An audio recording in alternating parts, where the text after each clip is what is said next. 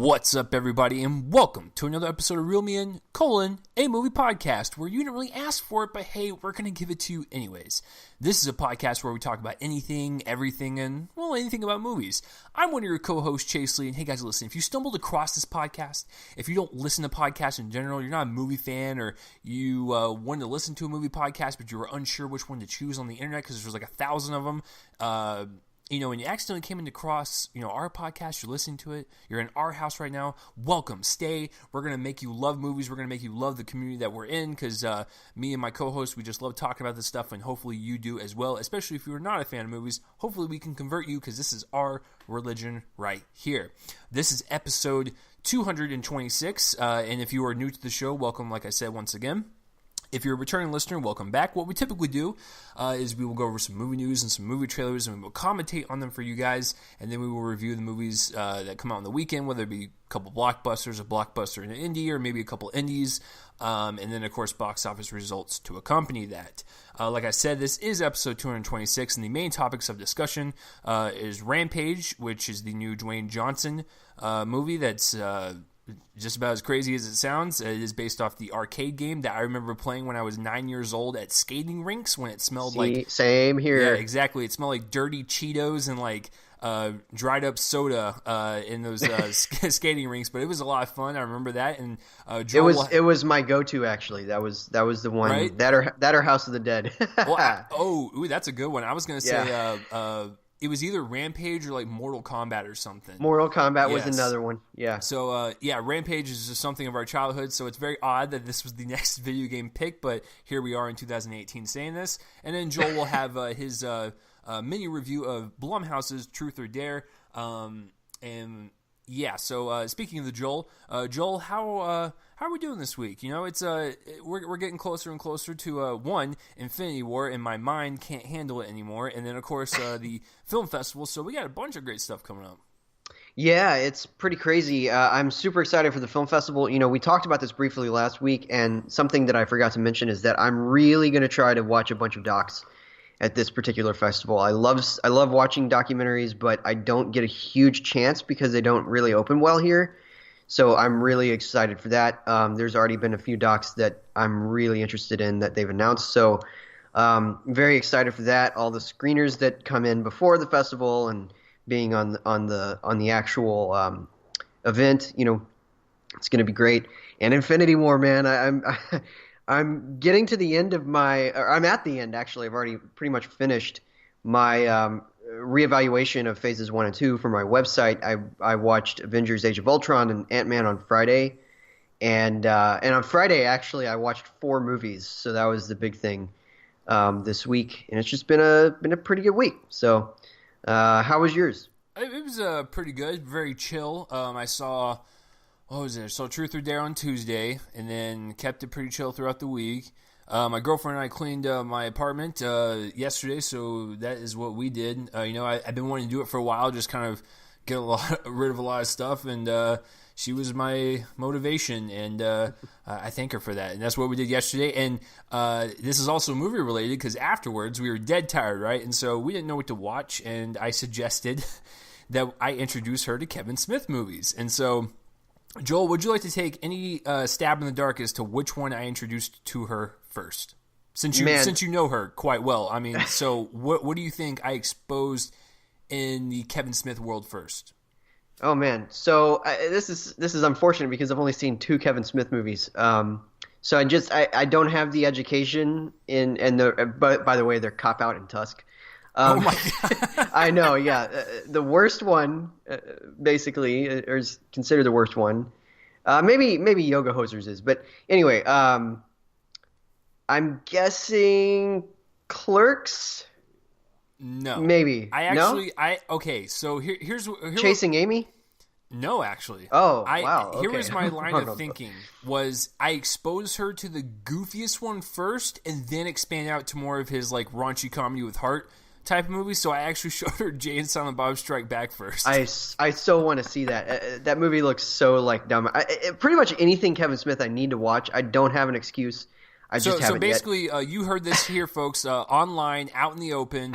What I did at the beginning of December, I introduced Joel to a bunch of Judd Apatow movies he hadn't seen. I'm gonna do the same for Kevin Smith now. Yeah, yeah, I'm down for that. I'm absolutely down for that. I've been wanting to watch Clerks forever. I see them all the time at work because I work at a video rental store and they're on the shelves. All of his movies. Essentially, I think right now we have all of them to some degree. So even Yoga Hosers. Ugh, that was pretty bad. I know. I've heard it's pretty awful. I love Tusk. I was a big fan of that one. I actually like Tusk too. Like, you know what's really funny is like Kevin Smith he's pretty good at like kind of horror suspense, because I really liked. Did you ever see Red State? No. I need to see Red State. We have that one too. Like that's what I'm saying is we have all of his movies to some degree, and I just need to like rent or buy them. Okay, Joel, I'll tell you what. If we need a break from festival movies and we're just kind of like at my apartment with some downtime, I'll pop in a Kevin Smith movie in the background. Okay. You can be like, oh yeah, this is what it's all about. Yeah, so that's what we did, and then we watched Clerks 2 afterwards. So I showed her the sequel first, then we'll watch the first one later. But yeah, we did some Kevin Smithing. It was quite magical indeed. But yeah, speaking on the film festival and you wanting to do more docs, what's really funny about that statement is last year I saw more docs than I did narratives. Yeah, like, it was crazy. I remember like the lineup of your reviews, and I was like, man, there are a lot of docs here. And it's a great venue for them, because I did that a few years ago where I saw a few more docs than I saw narrative features, and it's just a great venue. That's where I saw Terms and Conditions May Apply. I don't know if you ever saw that one, but 2013 I think was the year that I saw that. And yeah, I mean it's a great documentary about the whole like internet information, which has come up again this week with Mark Zuckerberg's hearings. Stealing, kind of using information or collecting information. And anyway, that movie is frightening. It was on Netflix. I don't know if it is anymore, but it's pretty great. And so that's one of my best memories at at DIFF. It's just a great venue for docs, because apparently just somebody there, kind of searches them out and then gets the best kinds. And some of them go on to be nominated. Yeah, I've been quite shocked on how good the Dallas Film Festival's selections are, because I remember watching in 1 year. Well, actually, last year was pretty good. I watched the one about chronic fatigue syndrome, which got Unrest, a lot of eyeballs on my review. And then I remember the year before that, I saw Tower, which was great. I saw another one about bad kids in a high school. Like, I'm telling you guys, if you are ever hesitant on watching documentaries because they look boring or whatever, I'm telling you, they're the most fascinating movies you'll ever watch. Like, even last year when Joel and I were doing our kind of like Oscar screener marathon, one of the best ones we watched was Jane, and that was a documentary. And so, I mean, I'm telling you, documentaries are where it's at, folks.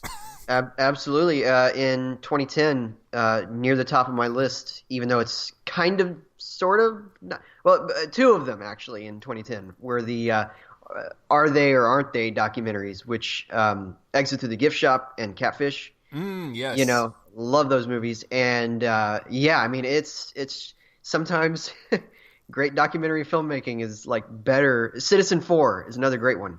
A couple years ago, I remember seeing that at a theater. And Life Itself. Yeah, it's just, I love these. I love docs, and I don't get to see them a whole lot just because of like the acquisitions process for film festivals is great for docs, but the distribution of them in Dallas is not.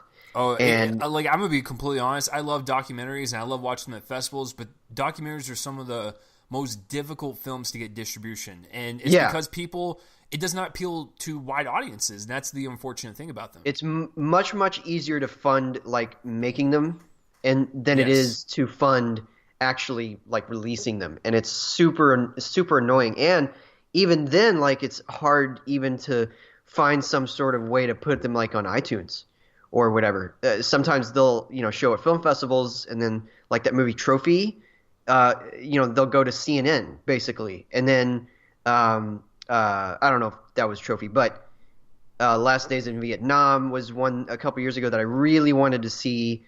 but then it went to like PBS or something, and it was a specific night. And now I think it's on Netflix, so I don't have an excuse on that one. But yeah, it's just very hard, and it's super sad because they tell some of the most urgent stories, and I love that. So, yep, I'm a fan, and I'm looking forward to seeing what we have. Because I know that we have a Sammy Davis Jr. documentary, and then of course the Fred Rogers documentary, and it's just gonna be it's gonna be a great year for docs there, I think. So. Well, I'm definitely going to hold your feet to the fire, and we're going to watch a bunch of them at the festival. So, yeah, I cannot wait to – I know we keep bringing it up every single week, but Joel and I are just so excited to do this coverage for you guys because we're going to be doing a lot. Between the both of us, whether we see the same thing or different things, we're going to have way more on the list this year than last year for sure. But so let's begin with the movie news with Joel over there. And before we do that, please like, subscribe, share this around, and let people know this is the movie podcast you come to every single week, and you will convince people otherwise. You have my permission. So let's get to the week of movie news with Joel over there. Joel, what do we got? Yeah, we're starting with a pretty negative one. So, guys, sometimes we have to talk about terrible people doing terrible things. And unfortunately, this is one of those weeks where I just have basically given a name to these people. It's just human garbage fire. Number one, number two, whatever. I guess number one would be Harvey Weinstein because that's where it started, kind of. But yeah, human garbage fire. T.J. Miller, who has been in the news, recently because of the all of the allegations that popped up last fall. Now he has called in a fake bomb threat at LaGuardia, and guys, yeah, this guy just I feel like maybe in some way this was some sort of like cry for help almost, in the way that maybe he just wants to leave public life entirely, and he just feels like going to jail is probably the best way to do that. Because obviously if you call in a fake bomb threat, that's 5 years in prison, potentially. And definitely he was released on a bond, but the charges, still stand. And so he's looking at 5 years, and it'll be very interesting to see where this goes from here. But yeah, I worry about this guy. I hope he gets the help he needs. That's what I hope with all these people. But hopefully he isn't beyond help yet. Apparently he was drunk when he made that call. Came after an argument with a female passenger, and then he called 911, said that she had a bomb in her bag, and anyway, just a bunch of just a big mess. So Chase, do you think that he should just leave public life entirely? Yeah, I think he should. I mean, he definitely should. When you think about all those sexual assault allegations that he had during college, which were some of the most disgusting ones I've read, that were very, very violent. And then, of course, you hear about there was a story that Mike Judge was talking about how his behavior on the set of Silicon Valley was pretty bad. You didn't know which T.J. Miller would show up. Like, would he be drunk, high, or he'd be late all the time? It really sounds to me like he has like multiple addictions. Yeah. And also possibly bipolar disorder, from what I've heard. I don't know if he's actually said that, but there's a lot of issues, and obviously that doesn't excuse the crimes that he's committed, but it's just very sad. With all of these, there's an element of like somberness, beyond the illegality. It's just very sad. And, I was just going to say, like, at what point do you stop hiring him? Because the reason why I threw this story in there is that he was just in a movie 2 weeks ago. It's like when you have all these sexual assault allegations, I'm sure Mike Judge knows people, you still wanted to have him in Ready Player One. And it's like at some point you have to stop hiring this guy and have or assist him in getting help or something, or go to jail, whatever the hell he wants. Like, you have to know where to stop. Yeah, I mean, it's potential that there's the potential that if he goes to jail and comes out of it and spends the entire 5 years, because obviously that's not, obviously he could get out early, but if he spends the the entire 5 years in there and then comes out, might be that he's somewhat changed. That wouldn't erase what he's done, but it would at least give us an idea that he's been bettered by that experience to some degree, because that's, jail is a terrible place to go, prison I should say, but nevertheless, I mean, it does change people sometimes, and when they come out, they're better than they were when they went in. So that might happen. Never know. In any case, I just feel like he probably needs jail right now. Honestly, isolation, and not just somewhere like in a cabin. That's what I mean. And isolation, answer for what he's done, and then come out and see what happens. But yeah, pretty bad story. But sometimes we got to talk about this. I like to keep it to a minimum because, again, as I've said before, we're not trying to be like a tabloid agency. That is not our job. But still, sometimes things happen. But next, we've got a lot of casting news that dropped this week. 3 of them are confirmed, and then the other 2 are in talks. The first 3 are all about the same movie, and it's the Mulan live-action remake. It's coming out in May 2020, and we've got some pretty crazy news. Gong Li is going to play the villain of the movie, which is pretty awesome.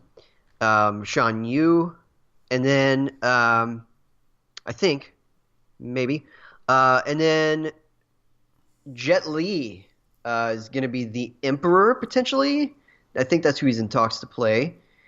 And then also Donnie Yen. Now, this is insane that they got Jet Li, who, of course, back since like the days of Black Mask and all of that, has been a fixture of the, martial arts movies and has made his name doing that. And then you have Donnie Yen, who's in the Ip Man franchise. And yeah, this is insane. This is sort of like when Donnie Yen was was with Tony Jaa in XXX Return of Xander Cage, except hopefully they're going to actually use them. That would be great. But this is really cool news. I like this. It's sort of like if this happened and it was Jackie Chan and Chow Yun-fat or something. It's that kind of pairing, and I'm excited to see this movie. We've been listening to the soundtrack of the animated film a lot at work, and pretty good soundtrack. I know that's not going to be included in this one, but still, I hope that they play it over the end credits. So then the other casting news is that It Chapter 2 is heating up, and we already learned that Jessica Chastain is going to take over in the role of Beverly, and now we have James McAvoy taking over as Bill, and Bill Hader taking over as Richie, who, of course, was played by Finn Wolfhard and Jaden Lieberer. And I like this. I think that I saw James McAvoy considered by some people. Maybe. I'm not entirely sure. But I do know that Bill Hader came up a lot because, the character is kind of a funny character, very, very vulgar, first of all. And also kind of part of the comic relief of the movie, and so it makes sense to get Bill Hader in there. And now we just have to wait until all the other ones are filled out. I'm liking the way this cast is going, because they're not going super duper A-list, but they're getting good names, and I like that. So, what are your thoughts on all of this? I mean, the Mulan casting makes total sense. I mean, you get talented actors and actresses that have Asian heritage, actually in a film that's set in that area. That makes total sense. And one of my favorite parts of Rogue One was Donnie Yen. So I mean, yes, that just shows you how talented the guy is. Like I didn't really care for Rogue One, but he stuck out. I'm looking forward to the Mulan movie. I said this, when we covered it a while back. I just think when you think about the live action possibilities that Disney has, this has the potential to be the most epic one because, we're dealing with like war on this like epic scope. And I just really think that if they deliver properly, it could be one of the best ones they've ever done in the live action reboot. And as far as the It Chapter 2, love it. Like when It Chapter 1 ended, I remember Joel and I talked about like who could possibly play the adult versions of them, and I never really thought about anything because that just makes my head hurt because there are thousands of actors and actresses out there. But James McAvoy as Bill, he actually kind of looks like Jaden Lieberher. It's actually kind of shocking. And then Bill Hader, he would make a perfect Richie. Like, this makes perfect sense. I hope they can nab the two. And just on a side note, if you thought Bill Hader was out of the limelight for a while, his show on HBO, Barry, is really good, and it's kind of like a dark comedy. He plays a hitman that wants to be an actor. Been hearing really good things about that. I need to watch it. Yeah, it's really good. He plays a straight-faced assassin, but his comedic timing is dry, and it works with the dark humor. It's a really good show, and this just shows you why he's talented, and him playing Richie would be perfect. And also, even with that role, there's going to be, strong dramatic elements, and people are like, but Bill Hader can't do drama. Go watch The Skeleton Twins. Yeah, that one's really a good testament to him and Kristen Wiig.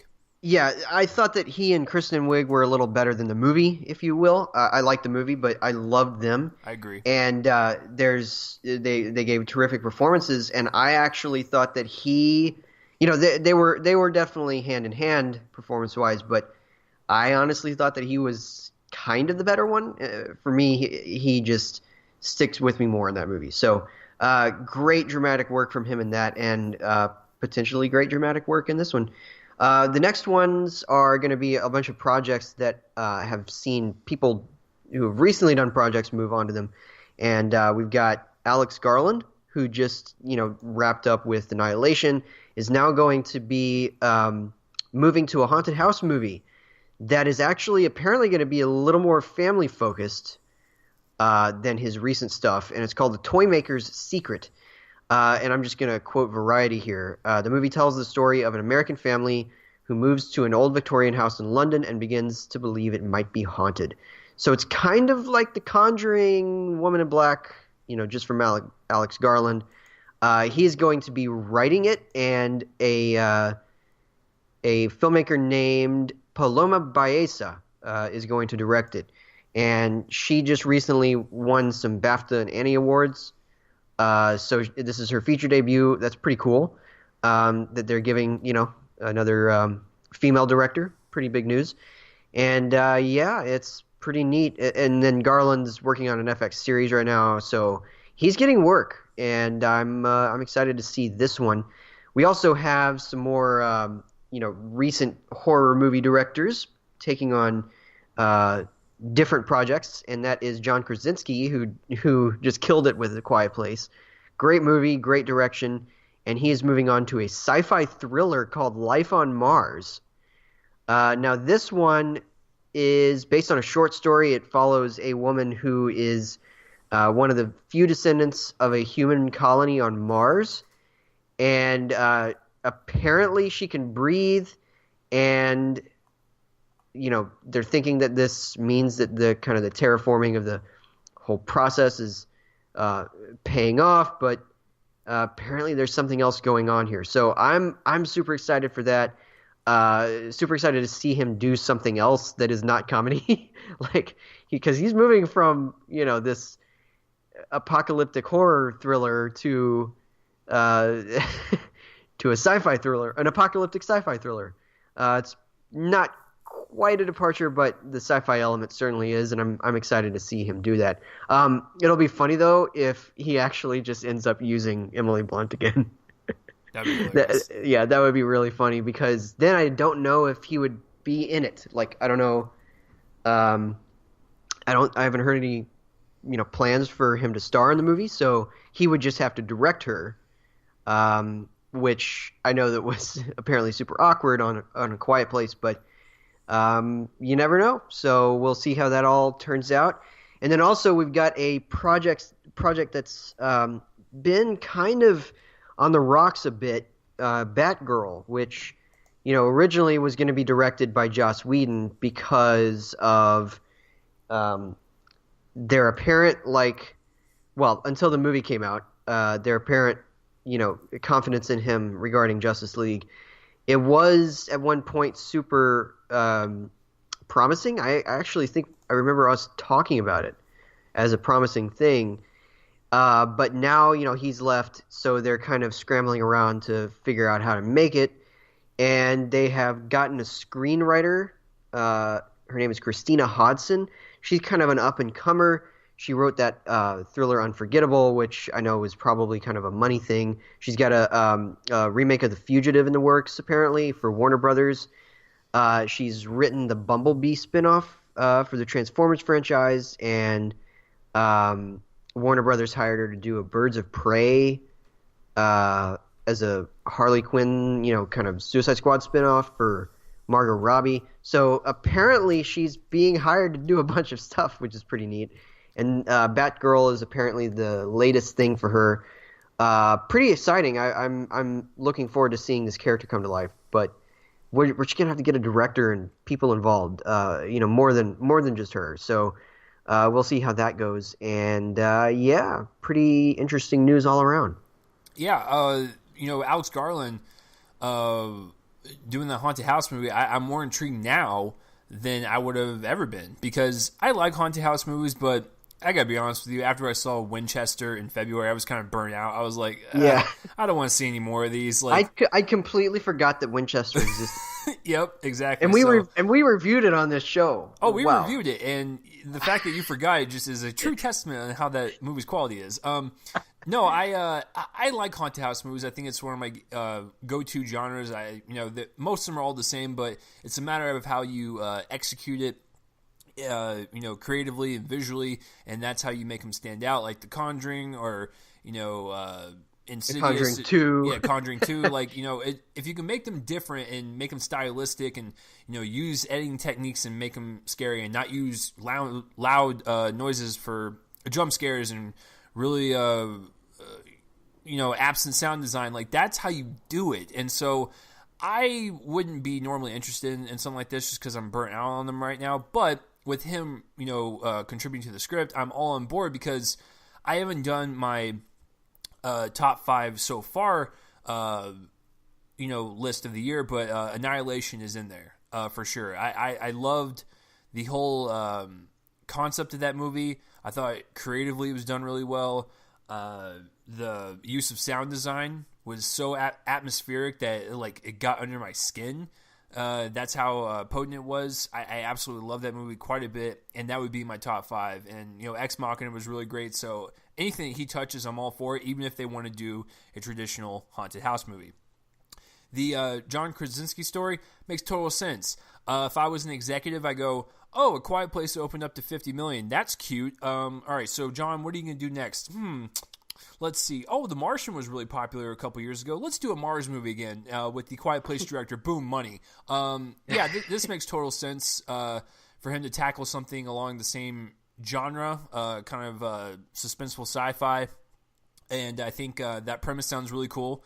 Having people live on Mars and someone go, oh man, I can breathe. I'm sure it'll be interesting. And it'll actually be really great, because if he does make a space movie, he can utilize sound design again to emphasize the atmosphere and the kind of tension. So that actually, I didn't even think about that until now.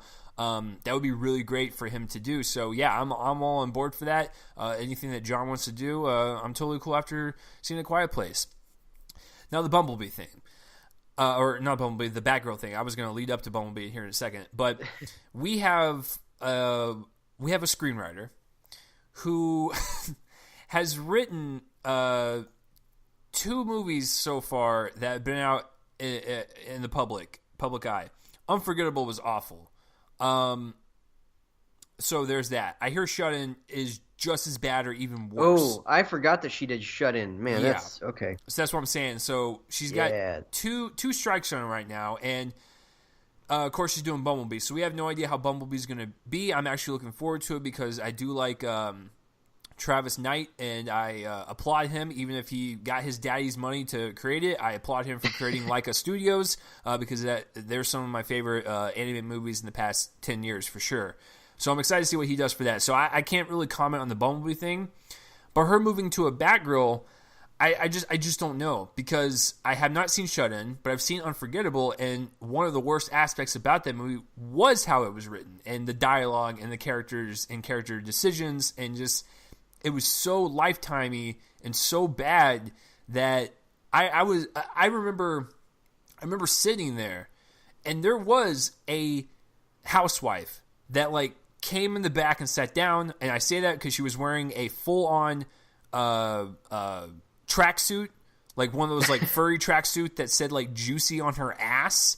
That I'm not even joking. I think it was something along those lines. Only because she walked past me, and I was like, "Why is she wearing like a pink getup?" And then my eyes turned, and then boom, I saw the ass where it said like juicy with a Z or whatever, and I was like, "Oh no!" And so I remember she left halfway in the middle of the movie. I was like, "Oh wow, if she can't stand that, then most people won't." I saw the whole thing, and I wanted to question my decisions in life and wonder why Katherine Heigl still gets work.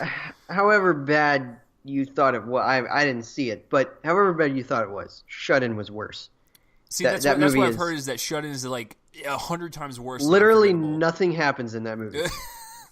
It comes to nothing. So yeah, that's certainly a bad sign. But well, I mean, we will see. It could have been that, you know, Shut In and Unforgettable were kind of mangled by the actual making of the movie. We don't know, but well, I'm about to look this up right now because this will actually answer my question for Unforgettable. Oh, it didn't even make that much. Okay, so I was going to say, if Unforgettable made money, it would make sense to hire her, because Unforgettable was Warner Brothers, Batgirl is Warner Brothers. So it must be that there's like some treatment or something of the story that maybe she's provided that they're like, okay, yeah, go ahead and write this. But I don't know. Yeah, it's weird. Certainly, Shut In is a very bad sign. Yeah. I remember I watched that actually on the same day as a film directed by the man who made our main movie for review, which was Incarnate. Oh God. Yeah. Oh boy. And Shut In was worse. So Incarnate was pretty bad, but Shut In, man, that movie is something else. It's bad. So in any case, interesting news all around. Certainly, we'll see how Bumblebee Origins, I'm just going to call it that from now on, is, and whether or not, you know, it's actually promising that Christina Hodson's writing Batgirl. We shall see. It could be that, you know, perhaps the first two were, you know, flukes. I don't know. Maybe not, considering there are two of them, but. Anyway, we shall see. We shall see. All right, let's move on to the trailers. Let us know what your favorite news story was. What's yours? Probably the It Chapter 2 casting, or potential casting. Yeah, that might be mine too. Just because I'm so ready to see Chapter 2 right now. Yeah, and we've still got a while. Yeah. About a year and a half. All right, yeah, so let's move on to the trailers, and we got some pretty good ones here. The first one I thought was a much better second trailer, which was Solo. Of course, this is my jam. This one tells a little bit more of the story. We get a feeling that there's a Baby Driver element to this. That Han Solo, you know, played by Alden Ehrenreich, is kind of at the behest of a boss played by Woody Harrelson. He gets to meet Chewbacca. He gets to meet Lando Calrissian, played by Donald Glover. We also got the really cool poster that came out, and you know, I gotta say, you know, I don't have like super strong feelings about this, but I think this movie does look fun, and it looks a little more. It seems a little more fun than I thought it was a few weeks ago. So, and then we also really don't know who she is, but obviously, you know, Emilia Clarke's in this. And then that robot is very interesting, the one voiced by Phoebe Waller-Bridge, I think. So I'm interested in seeing it now a little bit more, and we shall see. Obviously, Star Wars, so I'm going to be there. I'm probably going to see it like 6 times in 2 days or whatever. But from the trailer, it looks fun. So that's pretty much all I've got. Yeah, no, what's really funny about what you just said? I agree with you 100%. The first trailer didn't really win me over. I was like, I'll pass on it. But this one, like you said, it's got such an energy to it that did remind me of like a Baby Driver. They said that it was going to be like a heist film. And if you captured that in the trailer, which they did, then you're good. I mean, you set out what you wanted to do and you delivered. And so from this trailer, I am actually looking forward to it now. I think everyone looks good. I think the cinematography looks crisp. I think the production looks Bradford great. Young. Yeah, Bradford Young, the guy who shot Arrival and Selma, and a movie that I'm going to mention briefly this week. Just great cinematographer, real treasure right now. It looks like a better trailer than the first one. So if you were trying to win people over that were in doubt, then you've won me over. Yeah, man. All right, so take us into the best trailer of the week. Actually, I don't know if it's that, but take us into a really fun trailer. So the next one is something that's been kind of swirling around in the waters, so to speak, in Hollywood for quite some time. And I was just curious, when the hell were we going to get a trailer or a poster? And you know what Warner Brothers did, Joel? They were like, you know what? We got you, fam. We're going to slap this on the internet, and we're going to have you guys enjoy it for the day. And that would be The Meg, and this one stars Jason Statham. It stars also Dwight, Rainn Wilson, and of course, who else? There's Li Bingbing is the woman. There's also, basically, like, this is like a...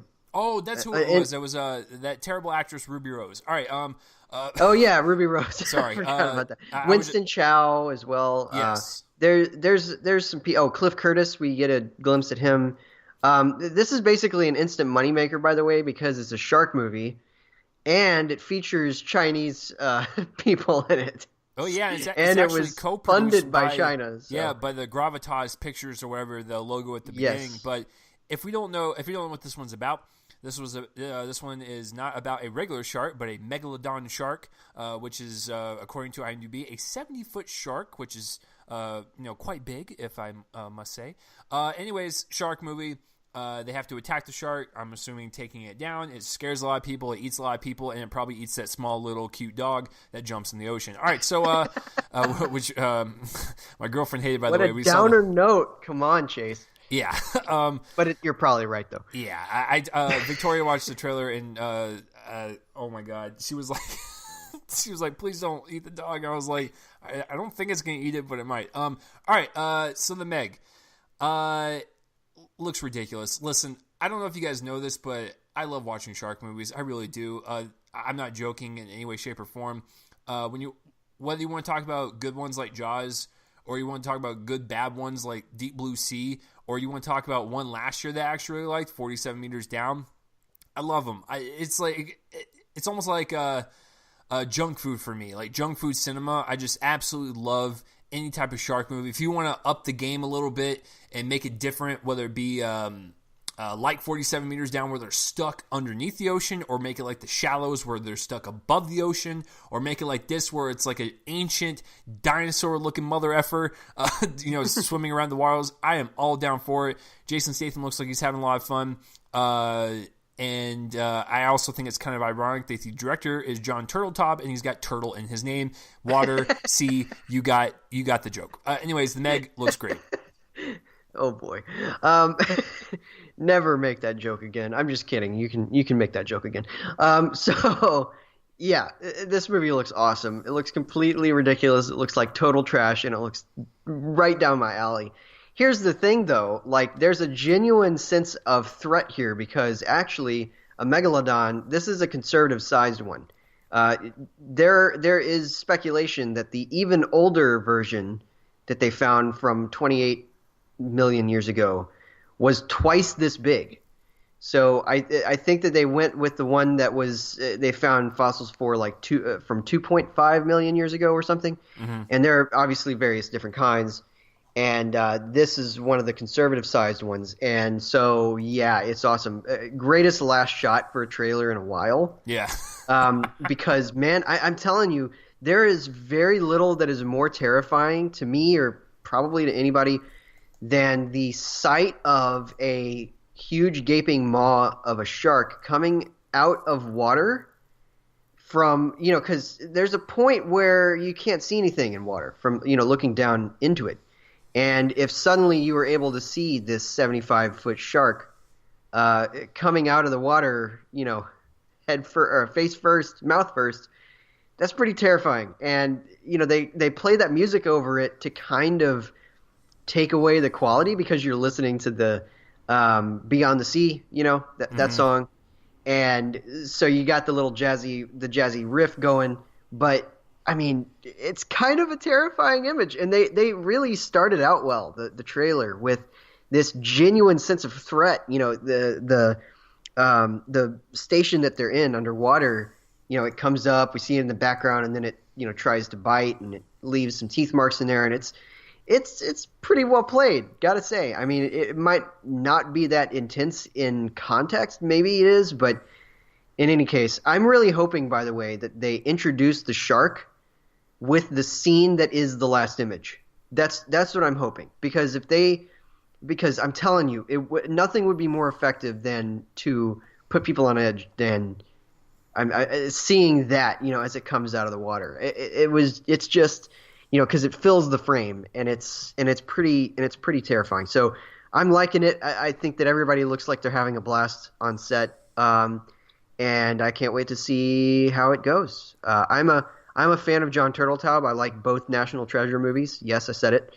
And I think that he's kind of the right person for this kind of over the top fun thing, and it's gonna be fun. It comes out in August.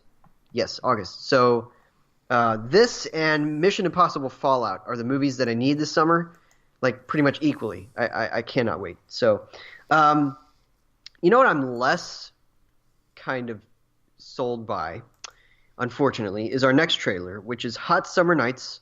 This is a new film from A24, which they have collaborated with DirecTV on, which means it's probably going to have pretty diminishing returns, at least if their history is any indication. So this one has Timothée Chalamet, who plays a budding drug dealer. He's basically kind of looped into hiding drugs and then smoking pot, and then he starts to sell pot and starts to do a lot of illegal things. It's a weirdly cut trailer. It looks kind of generic to me.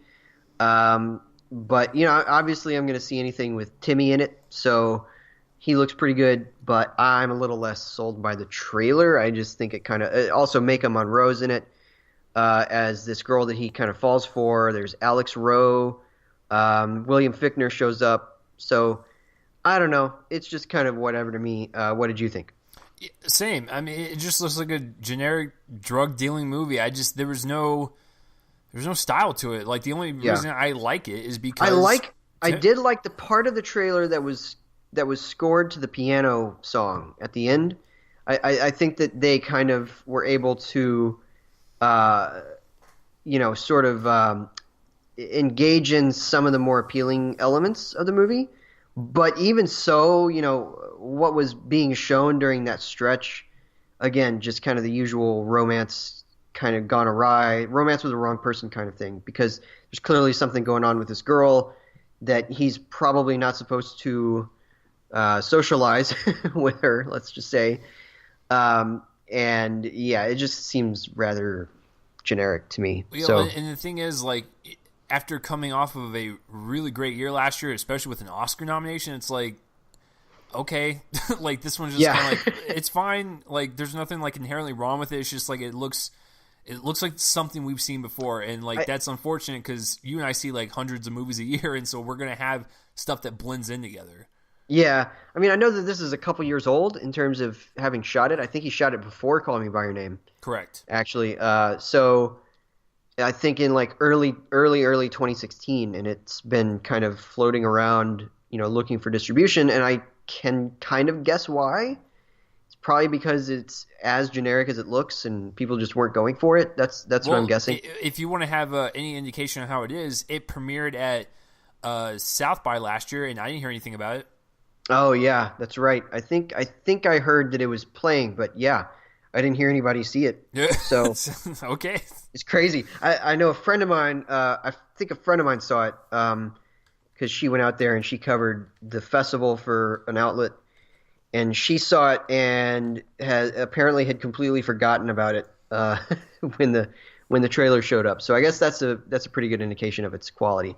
But I'll see it. I'm down to see anything from A24. They'll likely send us screeners or whatever here because it's Dallas. So I'll probably see it at some point. But yeah, I'm not super excited. Guess what I am? You know what's also like super reliable, Joel, is anything from Pixar.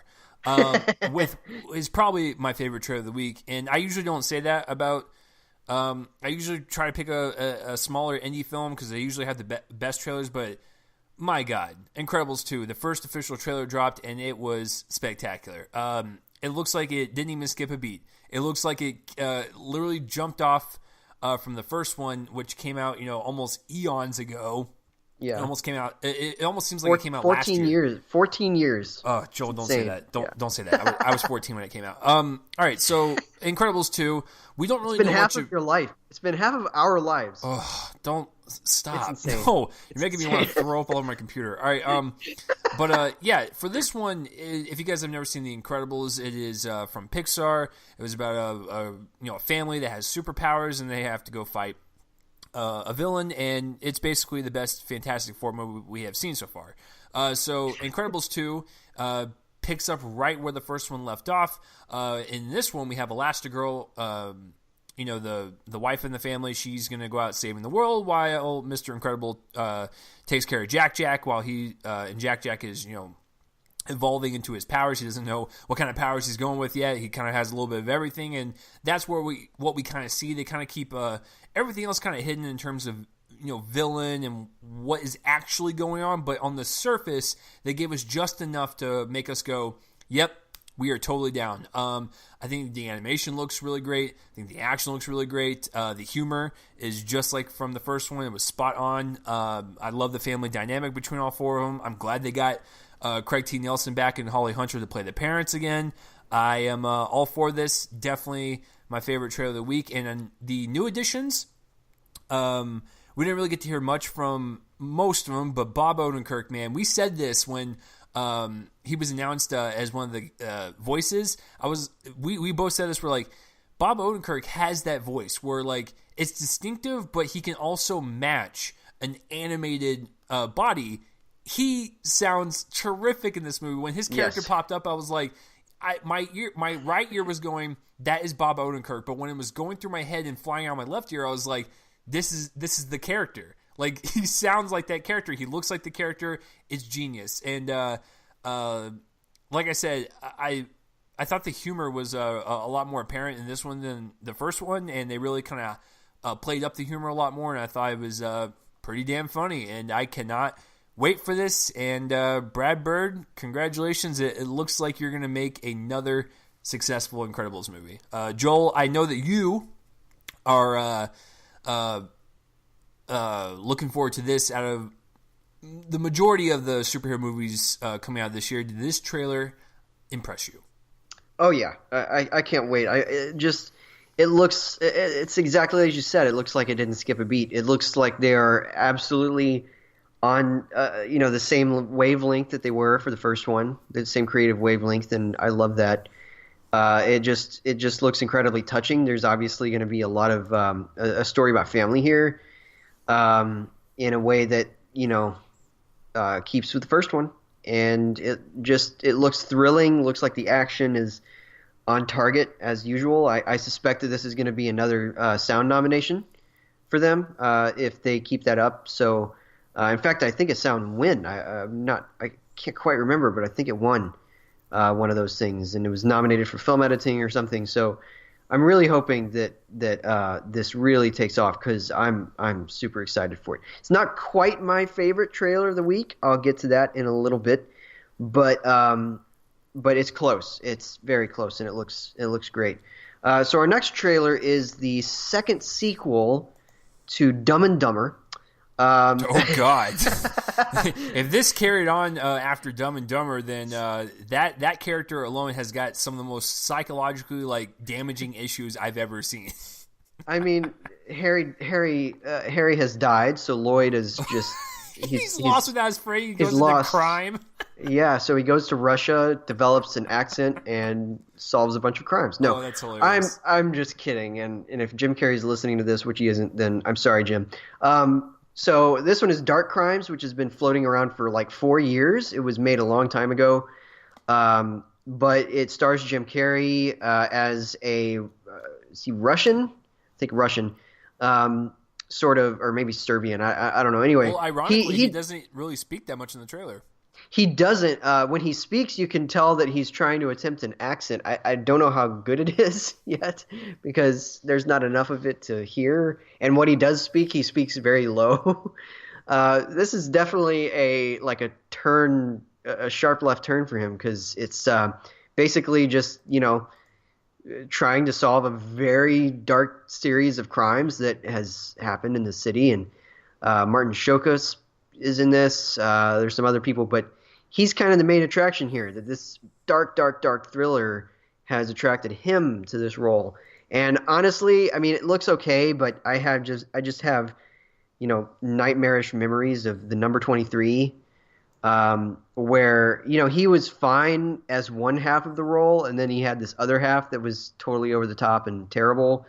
And it just feels like he's trying a little too hard. We'll see. Maybe we won't. I don't even know if this is going to release here, but in any case, I'll check it out sometime down the road. But I don't find this trailer to be super interesting or anything. So take it away. Yeah, it's one of those trailers to where if you like these kind of dark crime, thrillers of someone trying to solve a case, I think it's right up your alley. For me, it's like you said, it's fine. There's nothing inherently bad about the trailer. It's just it seems like David Fincher light to me. I mean, yeah. in terms of the fact that it's probably going to be try to be as twisty as that, but it just doesn't look as interesting because it's all one sharp gray palette, and that's about it. And yeah, there's not really any variation in terms of the visual look to it, but yeah, the thing that drives the movie is obviously the involvement of Carrey. And for all those people, and I will keep saying this until I'm blue in the face, for all those people that just know him from comedies, this man has done more dramas than most comedic actors have done in their entire career. Him and Robin Williams are probably tied for me in terms of how many I've actually seen more dramatic roles than I have comedy roles from them. When you think about what he did for Eternal Sunshine, or even the number 23, The Truman Show, Man on the Moon, when he did some romance movies, the guy has range, and we don't. The Majestic. The Majestic. We don't get to see much in the trailer, but I think otherwise, if it was someone else in this movie, I wouldn't care less. But the fact that he is in it, I am actually intrigued to see it. And he's the only reason I'm interested in this. Yeah, I'm crime thrillers aren't my favorite genre, but when they are done well and they are edited well and they really suck you into the world and really get you involved, that's when I really get into them. But most of the time, they all look the same to me. But you're right, Jim Carrey's the only thing that will make me want to see this. And to be honest with you, we might actually get a screener to it or something because it's Saban Films. It comes out on May 11th, so I suspect we'll probably get one. Good Lord, this was their follow up to Power Rangers.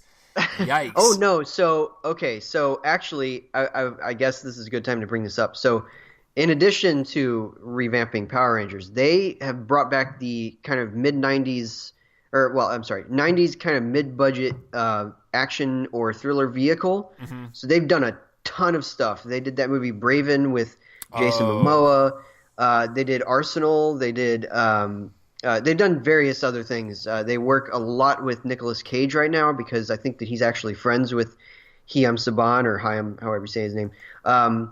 And so they do a lot. I mean, not just Power Rangers anymore. They've taken on the mantle of bringing back that kind of mid-range thriller that doesn't get released in theaters anymore, sadly. Most of them kind of suck, but it's good for them for trying. So we will see. We will see how this turns out. So, guys, my favorite trailer of the week is our last one. Now, this one is Hearts Beat Loud, and it comes from director Brett Haley, who I haven't seen either of them, but he did I'll See You in My Dreams and The Hero. And now he takes on the music world. This one stars Nick Offerman and Kiersey Clemons as a father-daughter pair. Their mother has either left or died. I think died. And so she's about to go off to college for medical school. And he wants to kind of, spend some more time with her and decides to create a band. They make a song that actually plays well on the radio, so they get together and write songs. And guys, this movie looks so sweet in every way. I love this pairing. I've been a fan of Kiersey Clemons since, I wasn't a huge fan of the movie itself, but she was great in Dope. And she's been really terrific in some other things. And, we also get a look at Sasha Lane from American Honey. She's finally doing something else. And she's in this. And then, it's just a really good cast. It's a really touching idea. Oh, also Toni Collette. A really touching idea. Offerman's character runs a record store, and that's pretty cool because I work at a place that sells records, so it's pretty neat. It's not a record store, but it sells records. It's pretty neat to see that. I really love this trailer. Also, shout out to my friend Danielle Salzman, who gets a shout out in the trailer. When you see the words "a musical masterpiece," that's a blurb from her review. She saw this. She's already seen this 3 times since it played at Sundance. She saw it at Sundance. I think she saw it at South by, I think, and then once on Screener in between all that. So it's apparently going to be her favorite movie of the year, I'm assuming. So super excited. And I love this trailer. It seems to be sort of in the vein of like Sing Street. It's a different plot, obviously, but it's sort of in that vein of just loving music, giving us sort of this indie soft rock vibe. I know that music here is by Keegan DeWitt, so that makes sense. And we will see how it is. I'm really hoping this comes to Diff. I don't have high hopes, but we shall see. We know that all the movies haven't been announced yet, so hoping that that's where it goes, but we will see. Yeah, I loved it as well. It's like you said, it's so sweet. As a matter of fact, I have a cavity. It just has that like kind of warm feeling that you want from these movies. It's going to have great father-daughter bonding going on. I'm assuming the plot thread with the mother is going to be really kind of weighing on these two.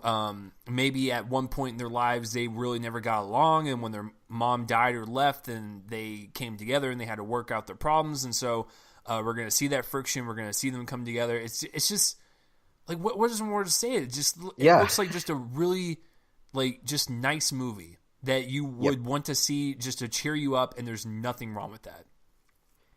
Precisely. And even if the movie looked just mediocre, Joel and I were going to see it regardless because Parks and Recreation is one of our favorite comedy shows of all time. So it's like anything Nick Offerman does, we're going to see it. I'm going back through Parks and Rec. I just happened to be when this released, and I'm in the 3rd season, and he's probably honestly the best in the show, and he's a great talent. I love his sense of humor. I think that he's a terrific actor. So I'm excited. And the one thing I really want to see from this movie is, I think you're probably going to fish for it too, is I want to see the moment. I want to see the moment where I go, Nick Offerman has got some really good range. Like, I know he's got range, but I want to see like him kind of go beyond his borders a little bit. Yeah. It'll be interesting to see if that works, and I'm assuming it does because I've heard he's terrific in the movie. All right, guys, that's our trailers segment. Let us know what your favorite is. Chase's is Incredibles 2. Mine's Hearts Beat Loud. Let us know if yours is Dumb and Dumber 3, Dark Crime. Oh my god. I'm just not gonna never make that joke. I'm sorry. I love Jim Carrey, but listen, just... Joel, Lloyd Christmas deserves better. Mr. Christmas deserves better. Oh, Austria. Shrimp on the barbie. Shrimp on the barbie. Okay.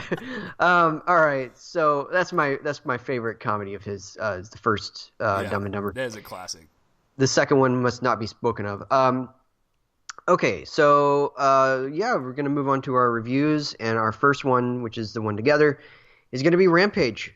This is the new film from Brad Peyton, who has brought us such distinguished works as Cats and Dogs: The Revenge of Kitty Galore, and Journey to the Mysterious Island, and San Andreas, and Incarnate. And none of them were any good, and this one's probably the best one. But basically, it stars Dwayne Johnson. It's his third pairing with Brad Peyton as Davis Okoye, who is a primatologist and also apparently literally everything else in the entire world. Invincible. He's a superhuman primatologist scientist, like all-knowing scientist. He's a former special forces who can't talk about any of his work, which is super dark. And anyway, he basically helps oversee a wildlife preserve that, or a wildlife sanctuary, I guess. They're the same thing. Keeps a lot of animals, including one of the last remaining albino gorillas. His name is George. And one day, an explosion in space happens on a space station that has been housing a bunch of weird, like, chemical solutions that make animals into bigger versions of themselves, and that crash lands onto the Earth. And George is sprayed with it, and he becomes a gigantic version of himself. But you also have a wolf and an alligator. And basically, it's Dwayne Johnson's job when he's paired with a doctor, one of the doctors responsible for the experiment, played by Naomi Harris, to go to Chicago because the other creators of the experiment, a pair of twins played by Malin Ackerman and Jake Lacey, have decided that they want to capitalize on the destruction. And so I wasn't like super excited until within the last week or so for this. I just thought it kind of looked bland, but then reports that it was pretty fun were coming out, so I got a little more excited. My overall thoughts are that it's okay. It's a lot of fun to watch for a while, and then it stops being fun at some point. But just because I think it exhausts itself. But I will say it's surprisingly okay. So that's my initial takeaway. There's not a lot to talk about with this movie, though. I'm just going to warn everybody. This is going to be a fairly short review.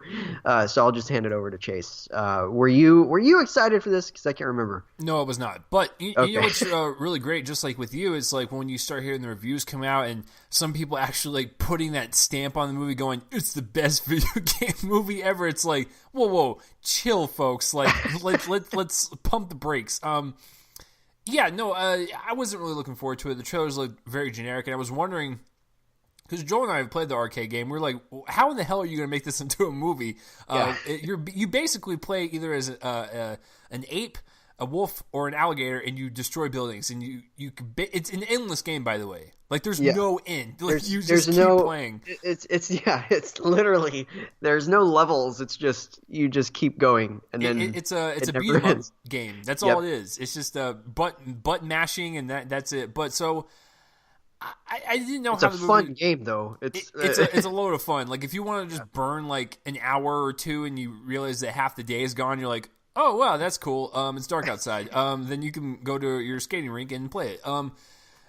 I wasn't really looking forward to it. Heard the positive buzz, and I gotta be honest with you, I had a blast watching it. Now, I will agree with you that it's an okay movie on its surface, but there is, even when it does exhaust itself, it kind of like jolts itself with adrenaline just a little bit, and like there might be something cool within the fight, or something that kind of like perks you up a little bit, and that's what kind of keeps the movie alive a little bit. Kind of it's like a heart rate monitor. Every time it spikes, it's like, okay, that was cool, and then it kind of like slumps a little again. Oh, it's cool again. Slumps again. But I think for the time frame that it's in, and it's very simplistic story that's given. It's dumb. It's idiotic. But you know what? I think if they knew that going in, they made it entertaining, and movies are a form of entertainment, and I think if you can deliver in that aspect, then I think you did okay in my book.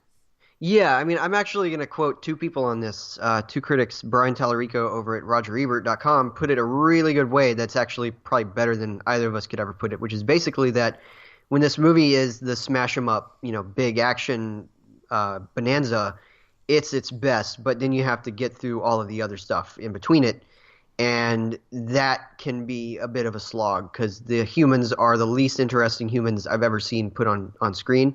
Not really, but they're not very interesting, let's just say. And then our good friend Mark Dusick basically said at the end of his review, "It is what it is." Yeah, it's just one of those things to where, like, I saw it in the theater, I had a blast, for its whole duration of an hour and 50 minutes. But then after that, I was like, I'm going to forget this. I'm not going to watch it again. But, for the time being, for that moment in time, Joel, I'm fine with it. Yeah, and it comes so close to working because of that, and I think it's because it doesn't care that it's nothing more than it is, which Correct. is a positive thing. And actually, I'll get to that later. But well, I guess I'll get to that now because it's largely a negative review. The big positive for me is that it isn't pretentious.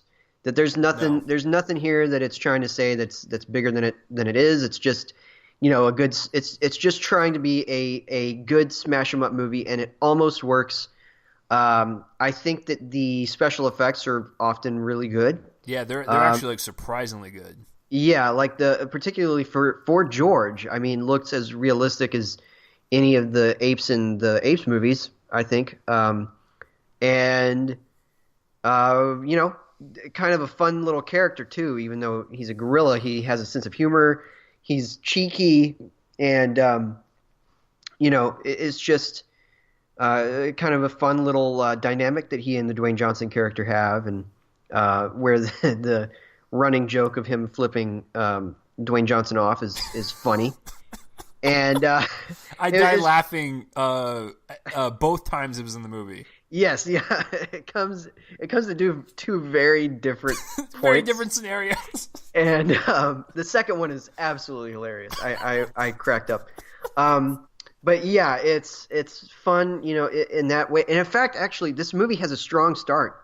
I gotta say, like, the best scene of the movie is the opening scene, which is this terrifying, the space station explosion. Everything about that scene, which, by the way, stars Marley Shelton. I don't know if you recognized her, but that's Marley Shelton. Yeah. Who's a big 90s star. It didn't really take off in the 2000s, but kind of pops up every once in a while in something and pops up here. So anyway, a great scene, though. It's actually, I think, the best exhibition of visual effects in the movie, to be completely honest, because it like blurs the line. You cannot tell what is fake in that scene. It's incredible. And the thing that was chasing her was terrifying. Yes, absolutely terrifying because Peyton keeps it shrouded in darkness. Yep. So we know what it is, but we just can't clearly see it. And it's great how they use that. It's like a great horror scene out of nowhere. It was actually that opening clip was better than the whole Life movie. Yes, yes, it was. Oh my gosh, you're right. I mean, it was just about as mean, yeah. But it was way better. God, Life was terrible. Anyway, so it's just great opening scene. The performances are, they're solid, or most of them are solid for what they are. I think Dwayne Johnson has an endless, like a bottomless pit of charisma that never runs out. It's insane. The guy runs on apparently like 3 hours of sleep or something. It's intense, and love him. And I thought Naomi Harris was having fun. Obviously this is not Moonlight. It's just her kind of letting loose, having fun with the role. It's mostly an exposition dump character, but it's a fun one. And I thought that when he was in the movie, and I kind of wanted more of him, Joe Manganiello was a lot of fun. This very intense kind of mercenary type who works for the twins to eliminate the threat. And yeah, I mean, it's solid performances from them. I'll get to the other performances later, but I like them a lot. And like I said, the whole energy of the movie as this thing that just doesn't really care whether or not, it's, supposed to be something more than it is, it does help it a lot. And I think that's a good thing. It makes the movie almost work. There are limitations that I'm going to get to later on, but those are basically my positives. I think it looks great. For the most part, some of the green screen work's pretty unfortunate, but it's an entertaining smash 'em up in the moment, and that's my big positive. And I'll get to my things that make it kind of a sort of negative review later on. So there you go. Yeah, like for the positives, it's basically what you just said. Like, think of a heart monitor or a heart rate monitor, and you have someone with a normal pulse, and you have the straight line spike, straight line spike. That's exactly what this movie was. The beginning was great. It opened up with this really intense scene, great visual effects work, and it was really terrifying. And I was actually surprised the movie started out that way. I was like, "What is this?" Like, I'm actually intrigued. Like, what's going on?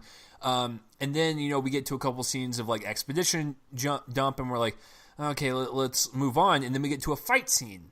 And then those are exciting again.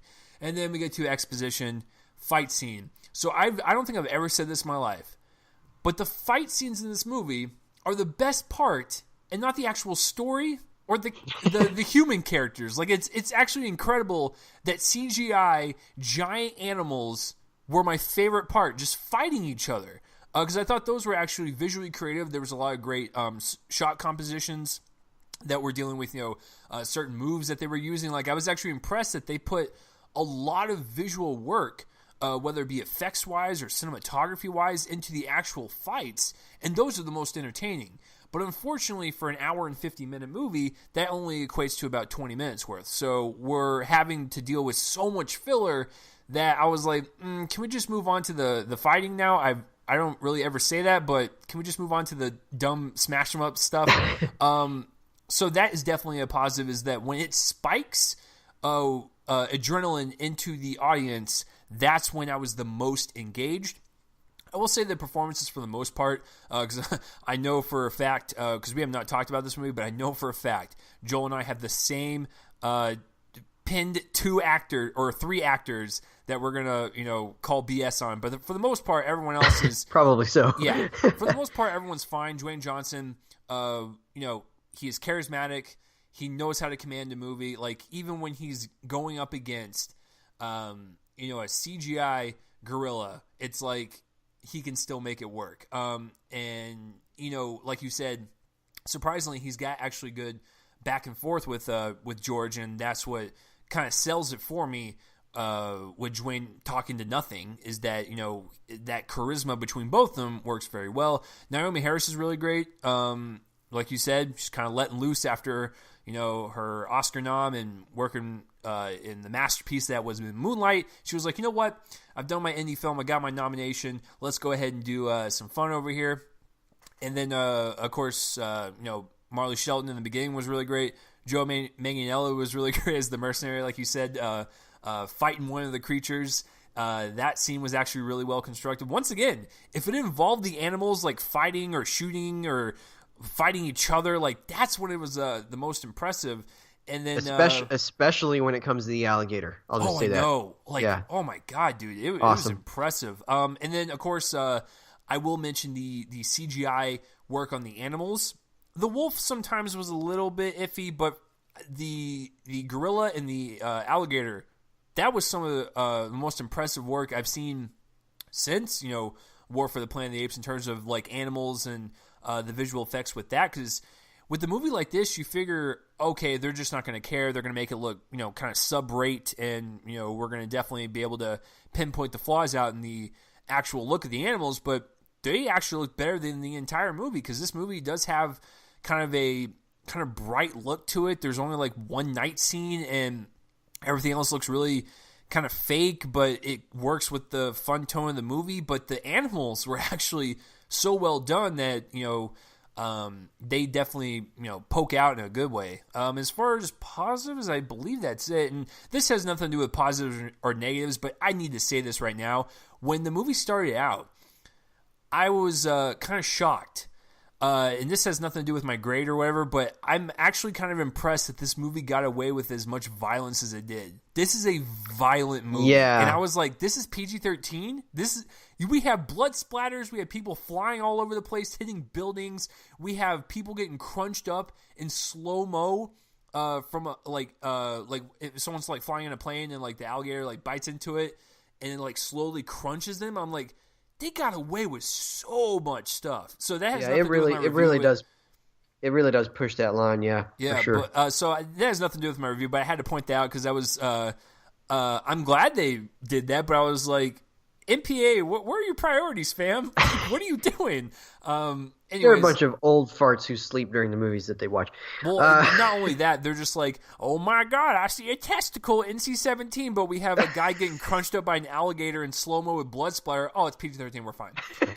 But yeah, I think I nailed my positives for the most part. But I will say my favorite part was the very end when everyone was fighting each other and like you said, I guess bleeding into the negatives, let's go ahead and just talk about it. Some of the green screen work was really bad, and I understand that, you can't obviously film a 100-foot animal destroying the city, but there were a couple shots where Dwayne would like get in front of the camera. He would be on the right side, or the animal would be on the left side, and it was like apparent green screen work, and I was like, that could have been composed a little bit better. Like George looked great and like all the animals looked great, but the actual composition work and the green screen was just not good. The story itself is stupid. Like it's really dumb. Even for this movie, it's like when you have giant creatures roaming around the city, as part of the story, I believe that more than whatever the hell the villains were trying to do. I was like, why is their plan so convoluted? Like, what the hell are they doing? And that goes into some of the performances. All right, so the three criminals here. I'm actually going to go a little light on Jeffrey Dean Morgan just because I think he knew what he was doing and his accent was awful. But you know what? I'm going to equate him to kind of Naomi Harris, where it's like they had fun, whatever. I'll let it slide. The two though that were in a completely different movie. What movie were they in, Joel? Was Malin Ackerman and Jake Lacy. Listen, I like both these people, but what were they doing in this? They played the brother-sister combo that worked for the corporation that, pretty much used this radio signal to drive the animals into Chicago, and it's like they were over the top, and they I think I forgot who said it, but one critic said it best, so I will not take credit for this. Like, if you put... They were one step shy from twirling a mustache. Like, that's exactly what they were doing. And it's like, whatever. And they should have just carried around a big fake mustache, twirling the ends of it. I know. Just twirling as they talked while Jake Lacy ate his Pop-Tart and sandwich. Because I know Joel remembers that. You know what's the one thing that actually made me the most angry was, why the hell did they have a Rampage arcade machine behind them in their office? I was like, wait a minute. Whoa, hold on, folks. So you are basing this movie off that arcade game. Does this arcade game exist in here? And is that where they got the idea? Like, why is this in the background? I know Brad Payton, you're like, ooh, let's do an Easter egg. It's like, but that Easter egg makes no sense for the context of the movie. So that actually made me the most angry out of everything.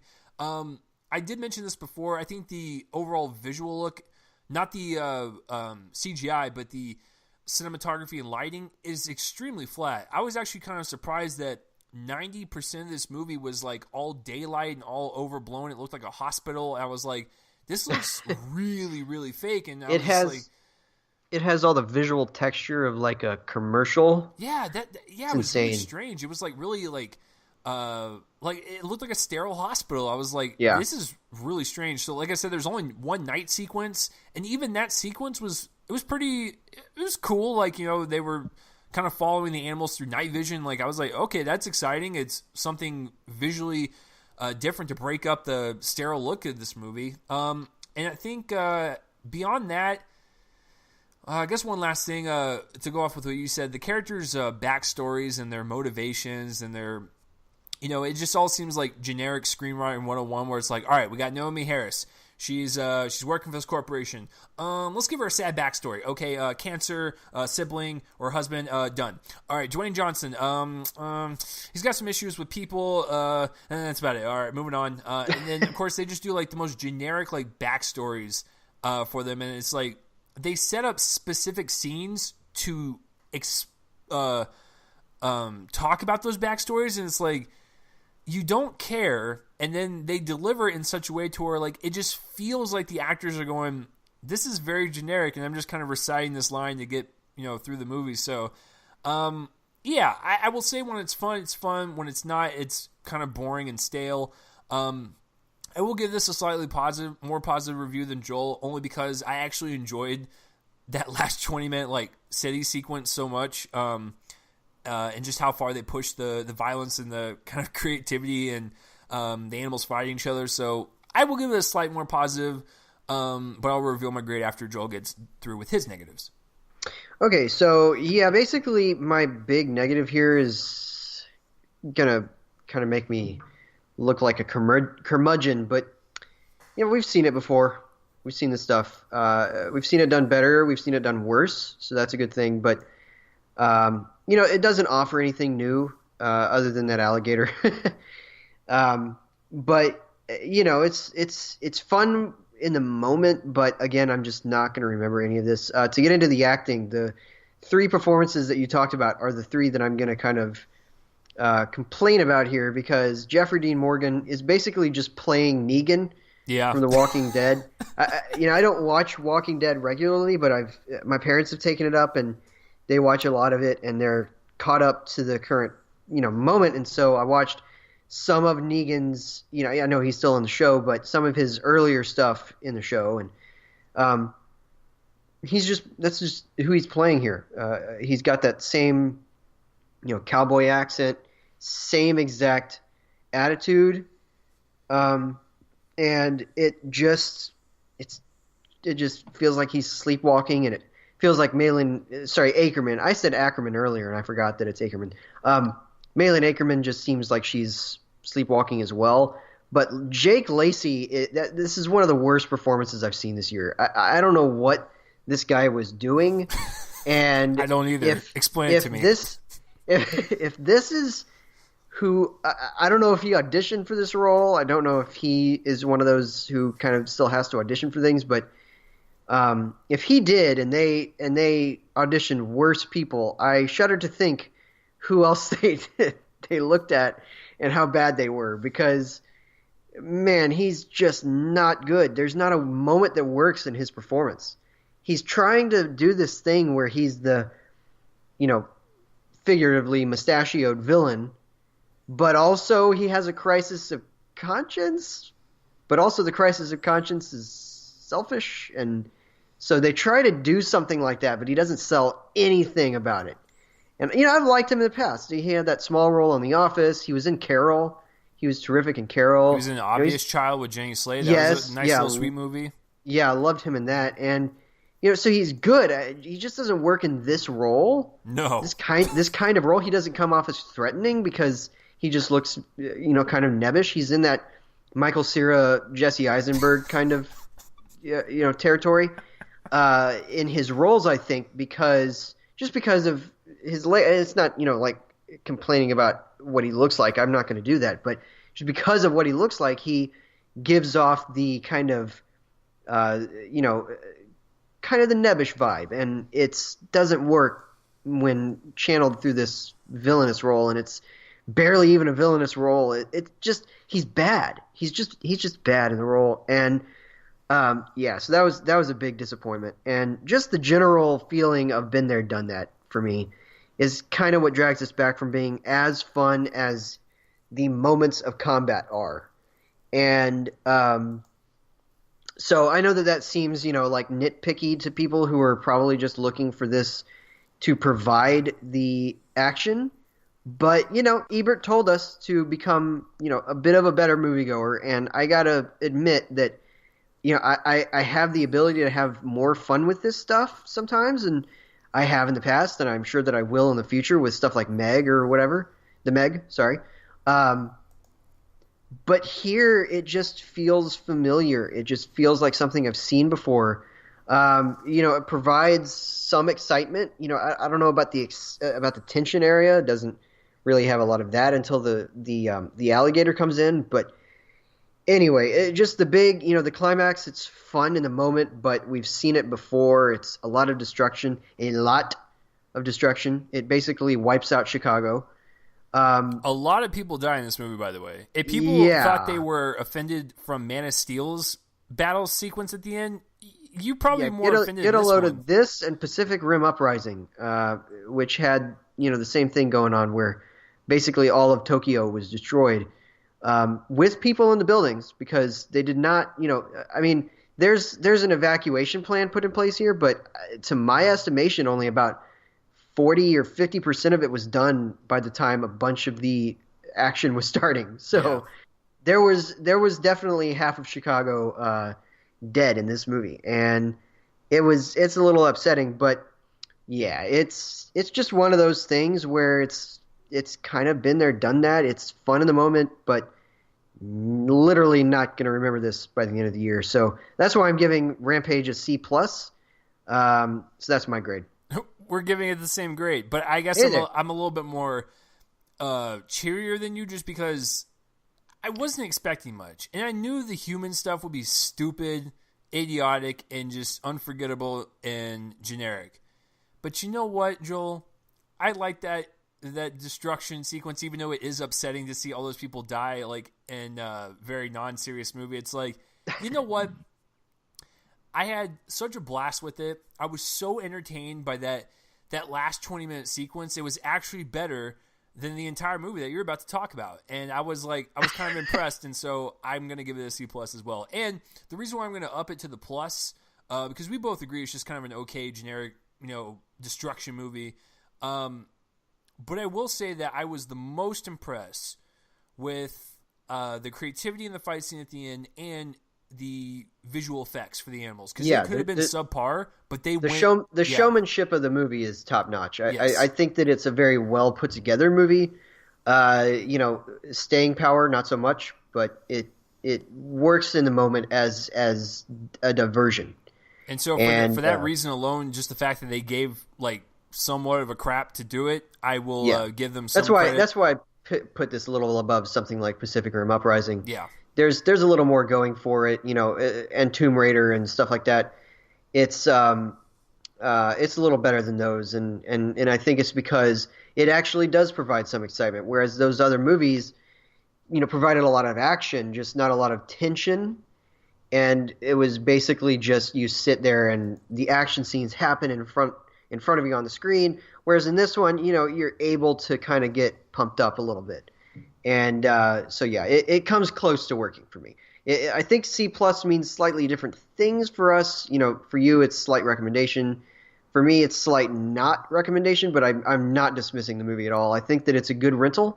I would actually agree. This is a perfect, if you were curious about this movie, just wait for it when it hits Blu-ray and Redbox and all that stuff. Definitely do Blu-ray because it's going to look great. Or 4K, I guess, is what a lot of people are doing now. But if you have a 4K TV, I guess do that. But yeah, it's one of those things where it's entertaining enough, kind of almost entertaining enough to work. And I was very close to giving this a B-, which is where my recommendation starts. Just couldn't quite get there, but it's pretty close. So getting into our next movie, this is my lone review of the week. Even though Chase did see the movie, you can see his review on his page. And this one is Truth or Dare. This is a new horror film from Blumhouse. I'm just going to pause real fast. They kind of latched their name to the to the movie, Blumhouse's Truth or Dare. I'm not playing that game. Sorry. I'm just going to call it Truth or Dare.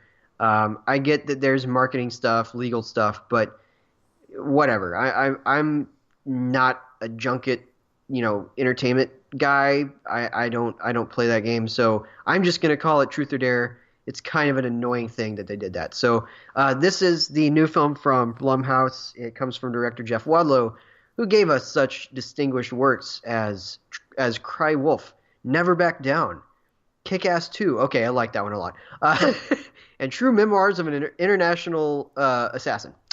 Yeah, so this one is a horror film. It's an ensemble piece, kind of, where a bunch of kids go to Mexico for spring break.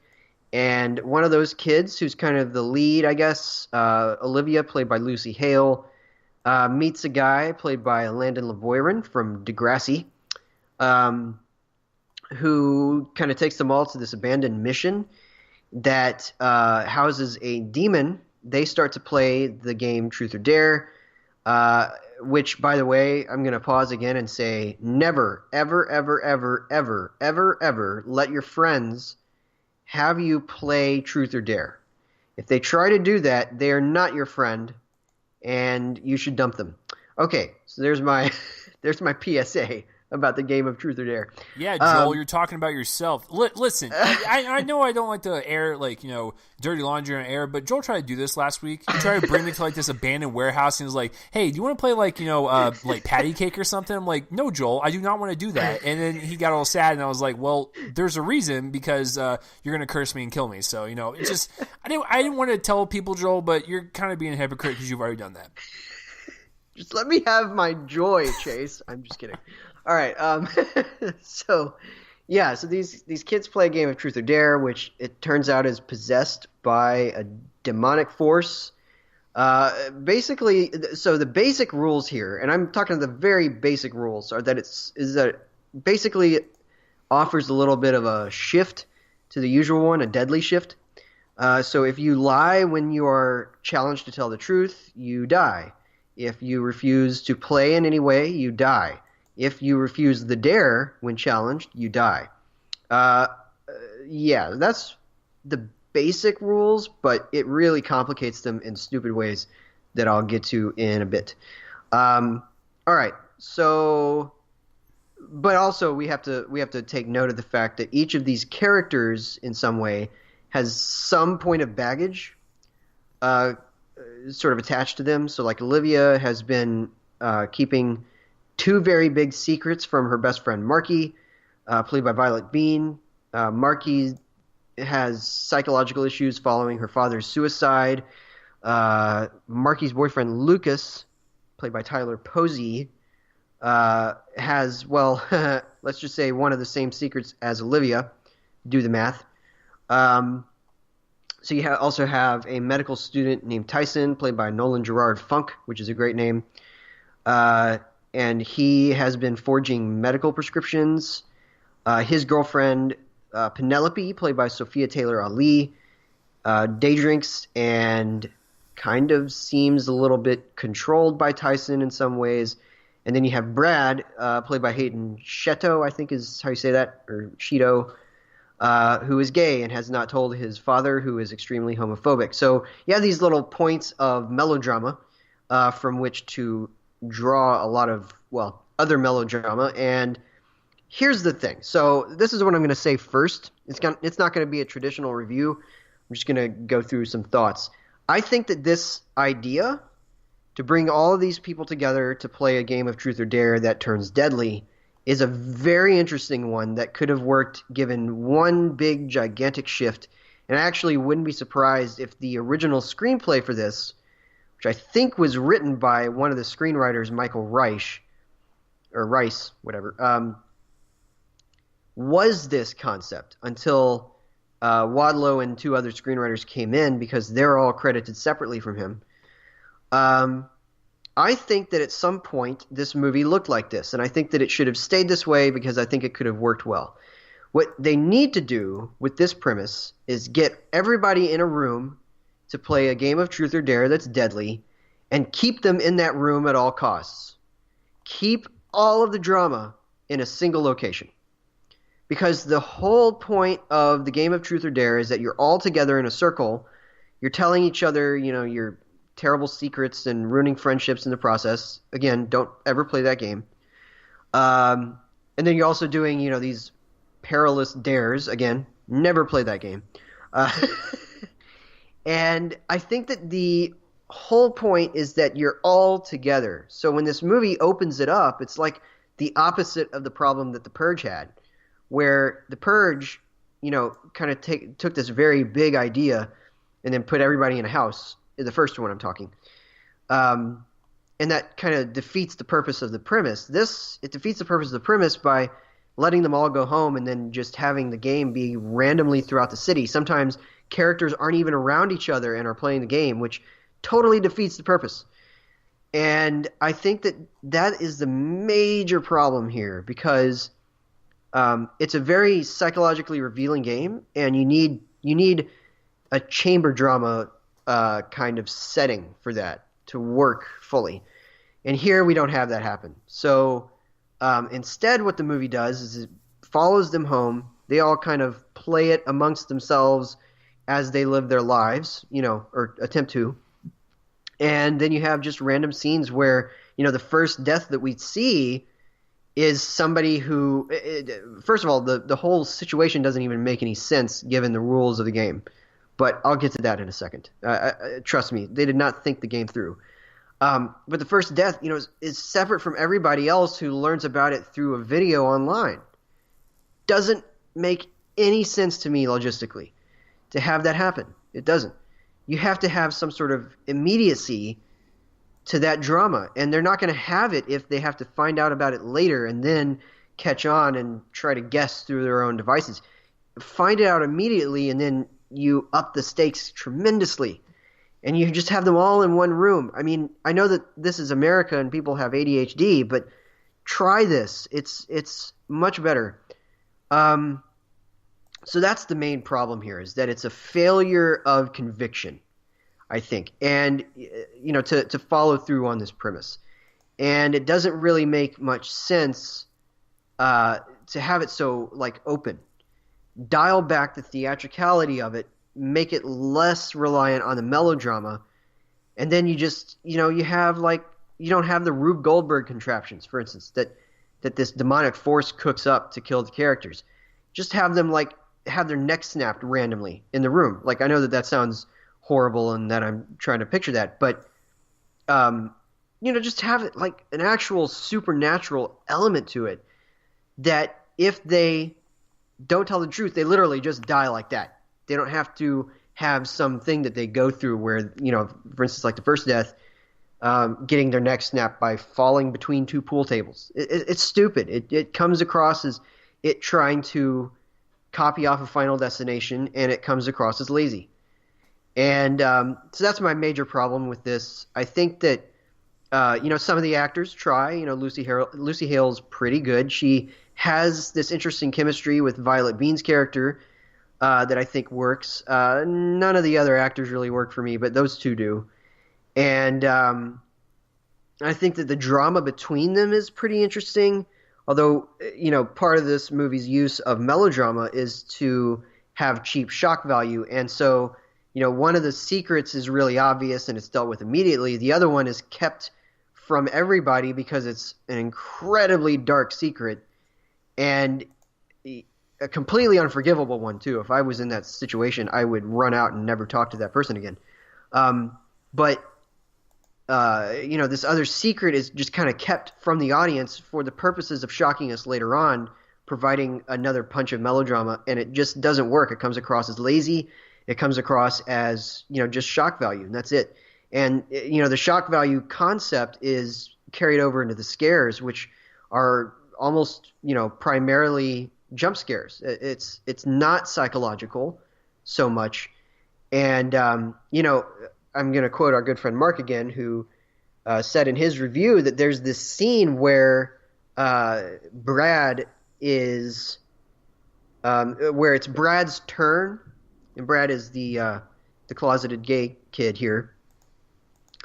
And you have this scene where it's his turn, and it involves a corpse. But the movie reveals the corpse to us first in a way that Brad can't see it.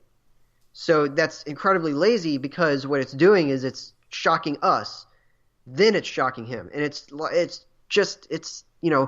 reversed, and that happens elsewhere. So this is where I'm going to get into the rules of the game, which make no sense, because what you have is, okay, so let's take the first death scene, which we actually see in the trailer for the movie. It's not really a spoiler to tell you the setup, because it's literally entirely played out.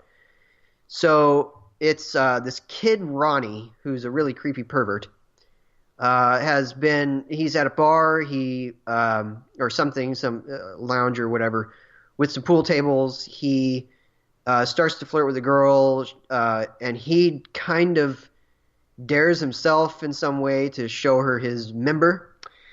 And excuse me, Joel, it's showing them his business. His his business, or his pool cue, I think is the other term. Which is actually funny. I've never actually heard that one before. It's pretty funny.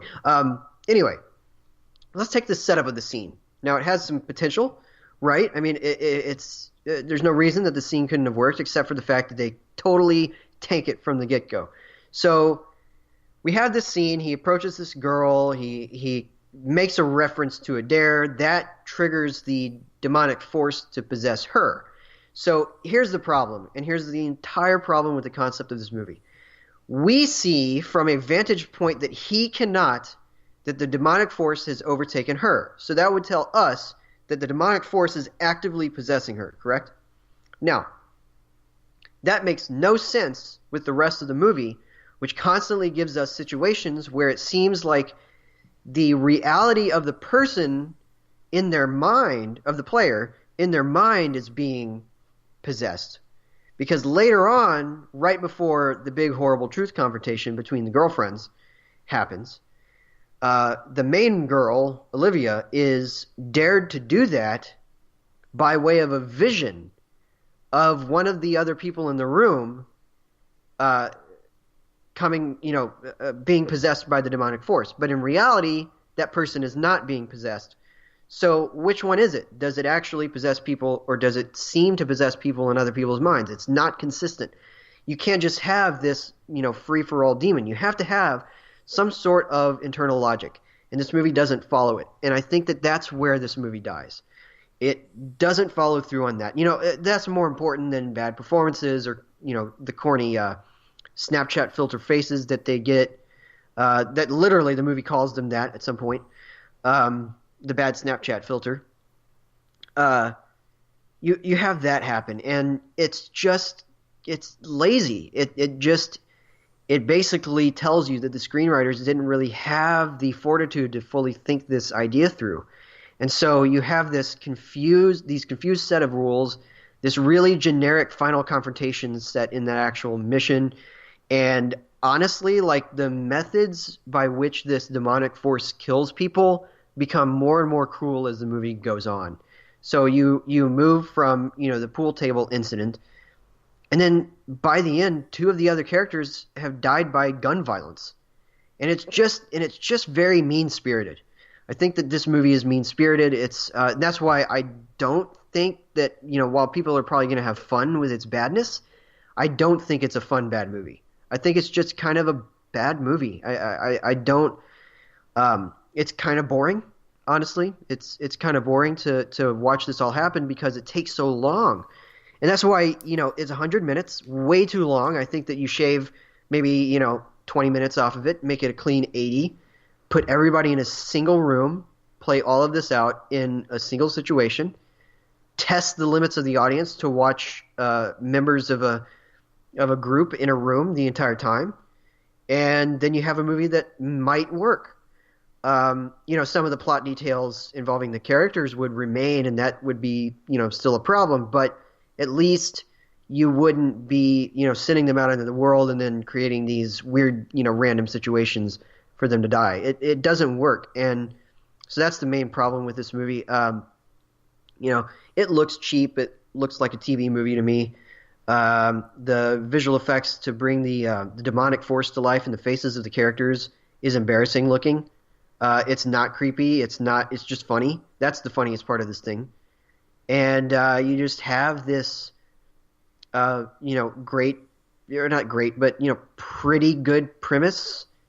And kind of I say that, Movie Bob put it really well, Bob Chipman, that it's kind of a stupid premise, but you can, kind of think of a situation in which this works, because obviously it's going to be about the characters when you do that, but here it's always just about the different rises in melodrama, the shock value of the scare attempts, and just doesn't work. It's very boring. It's very generic. And yeah, I mean, really, the only thing that this does is give us a good reminder never, ever, ever, ever, ever to play Truth or Dare. Just don't. It's not worth the lost friendships or the faded out friendships that you'll get. And or at least as an adult, maybe if you're a young kid with no baggage yet, you can play it. But if you're an adult, don't play this game, and don't ever take the advice of somebody else who wants to play it, because that person is not your friend. They just want to know stuff about you and have you do embarrassing things on your own behalf. And it's a game, and it's a bad game. And anyway, whatever. Truth or Dare, bad movie. I'm giving it a D+. So I know that you gave it like way higher, right? You gave it like a B+ or something. Joel, you want to like not spread lies on our show? Yeah, I gave it a D. Big old fat D. Can just suck on. If you want to know like every single intricate detail of why I hate this movie, it's a 15-minute long review. It's just about as long as Leisure Seekers, so you know it's gonna be fun. So go to my YouTube channel and you can find out just why I hate it. All right, so that will do it for the reviews, guys. Please let us know down below what you have seen and what you have liked this past weekend. Now, let's get into some box office results, because we just talked about the movies, and so let's see how they did. Joel, would you like Are those my only two hints? Are those the only two wide releases that might be in the top 5? Unfortunately, yes. Okay. Have fun. Well then, oh boy. All right. I'm gonna be honest with you, Joel. If you really think about it, I think you can nail this. Yeah, I'm just trying to think. So, all right. I'm thinking that maybe number 5 is Ready Player One. Number 4, maybe Blockers. Wait. Hold on, no. Okay. Yeah. Number 4 is Blockers. Number 3, man, Truth or Dare. Number 2, Rampage. Number 1, A Quiet Place. I probably screwed that up. If you would have swapped 4 and 5 and 1 and 2, you would have got it. So you were. So I got all 5. You got all 5, just in wrong places. Okay. So you got 1 right. All right. Number 5 is Blockers, and you're going to realize how extremely close these all are. So Blockers is 5 with 10.2 million. Grand total domestically at 36. Worldwide it's at 52 on a budget of 21. And when you double that and equate all the marketing, they're probably in the green right now. And this is actually going to do really well streaming, so I am not worried for it at all. Number 4 is Ready Player One with 11.2 million, so about $1 million off, give or take a few bucks here and there. Its domestic haul is doing very well, is at 114, and worldwide it's at 474, so it's almost at that 500 mark. I believe the budget was around 170, 180, so we're looking at about 500 mil, probably just to break even, because this movie was marketed pretty heavily, and given when all is said and done, I think about 500 is when you break even, and it's almost there, so it'll probably do well on streaming as well, so once again, not worried. Truth or Dare is number 3 with 19 million on a budget of $5, because that's how Jason Blum rolls. No, actually, this one's pretty cheap. Once again, it's 3.5 million, and domestically it's at 19, worldwide 21. So guess what, folks? Jason Blum rolling around in cash again. I mean, that's just how the man works. So good for him. All right, number 2 is A Quiet Place with 32.6 million. Please remember that number. Right now, it's gonna hit 100 million this week, but right now it's at 99 million. Domestically and at worldwide, it's at 151 on a $17 million budget. You can guarantee your ass that John and Emily both signed back-end deals on this movie, and they are one rich family right now. So that is what they're doing. And number 1 is Rampage with the number 34.5. So we're looking at less than a $2 million gap here. But don't be singing its praises just yet, because its budget is $120 million. You double that. Look at the marketing. We're looking at, I'd say, a rough estimate of $275, maybe even $3, if they did way more advertising than I think they did. So I'm going to just say for right now $275. So with its 34 debut here, worldwide it's at $148. So honestly, they could do it given the fact that there's really no competition next week and try to bank it before Avengers comes. So they could have a shot to get close before Avengers arrives. And maybe, Rampage will surge in Avengers while it's here as good counter programming. I have no clue. I have no clue how the market works. People are strange sometimes, and you never know. Well, it'll be good counter programming. So that is it for the top 5 as far as like big drops or pluses. I guess this is a nice segue into next week's show. Lean on Pete did 68% more business, and You Were Never Really Here jumped up. Where's that? It jumped up 144%. So they both gained theaters this weekend, and that's about it for this. But that's actually a good segue, because Joel, what are we doing next week? Yeah, so next week our main review is going to be the happy-go-lucky romantic comedy Lean on Pete. I hear it's the happiest movie of the year. It's a new movie from Andrew Hay, who did 45 Years, and I need to see it, but he also did a movie called Weekend a few years before that. And jump in, 45 Years, great movie. Yes, amazing movie. That's my number 2 or 3 of that year. Love that one. And then I've heard amazing things about Weekend. That's the two guys meet at the bar movie, kind of spend a weekend together, and then realize that they want to spend longer than that together. So anyway, and then I'm going to be doing an extra review of You Were Never Really Here, which is the new Len Ramsey movie. And it's going to be a big weekend at my site, because apart from those, I'm also doing Submergence, which I watched on Friday. It's the new Wim Wenders movie, so 3 pretty big directors. I mean, that movie's pretty bad, but I'm still going to be reviewing it. So a bunch of significant releases in any case, and so yeah, I'm excited about the show. It's and then of course the next week is pretty huge, because we're going to double back and review Duck Duck Goose. So yeah. God. That comes out next week. Did you realize that? Yeah, I'm just going to let you guys know, whatever Joel suggests we're going to review in 2 weeks, I'm shooting it down as fast as I can, because we're doing Avengers and only Avengers. That's all we're doing, Joel. That's all we're doing. Oh, man. I wanted us to double back and review Woody Woodpecker and make you watch it. Oh, my God. No. So, yes, that is what we'll do next week. Ironically enough, I have to pay to see those movies. But you know what I have a screening for next week, and what I'm actually most excited for next week? So get this. I have a screening tomorrow for I Feel Pretty. I want to shoot myself in the face. I'm not looking forward to it, right? But I'm actually looking forward to Super Troopers 2, because that finally comes out on Friday.